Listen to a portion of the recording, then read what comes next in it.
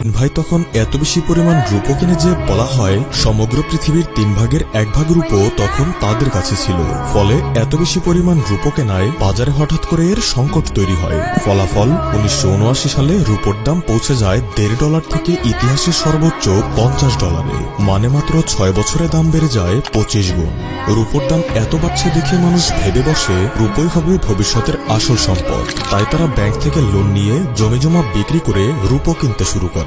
যে ব্যাপারটা দেখে আমেরিকার গভর্নমেন্ট ভয় পেয়ে যায়। তারা বুঝে যায় এভাবে চলতে থাকলে পৃথিবীর অর্থনীতি চরম সংকটের মুখে পড়বে। ফলে গভর্নমেন্ট 1980 সালের 27 মার্চ ঘোষণা করে এখন থেকে কেউ আর রূপো কিনতে পারবে না, শুধু বিক্রি করতে পারবে।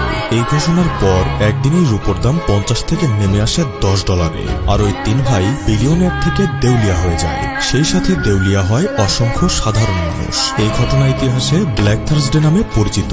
এরপর রূপোর দাম আর তেমনটা বাড়েনি, কিন্তু সময় বদলেছে। 2025-এ এসে রূপোর দাম আবার ভেঙে দিয়েছে গত 40 বছরের রেকর্ড। স্বর্ণের মতোই এর দামও বাড়ছে হু হু করে। ইতিহাস দেখলে বোঝা যায় স্বর্ণ কখনোই রূপোর মতো মানুষকে ধোঁকা দেয়নি। এর কারণ স্বর্ণ প্রতি বছর প্রায় 3000 টন মাইন করে বের করা হয়, যার মাঝে 31 টন স্বর্ণই প্রতি মাসে চায়না সরকার কিনে রাখে। ফলে স্বর্ণ যেমন একদিকে লিমিটেড এডিশন, তেমনি এর চাহিদাও অবিশ্বাস্য রকম বেশি। তাই এর দাম কখনোই কমেনি, কেবল বেড়েছে। কিন্তু রূপোর বিষয়টা ভিন্ন। রূপো স্বর্ণের মতো এতটা স্থির নয়। তাহলে প্রশ্ন, হঠাৎ কেন রূপোর দাম বাড়ছে? আবার কি কোনো 3 ভাইয়ের আগমন ঘটেছে?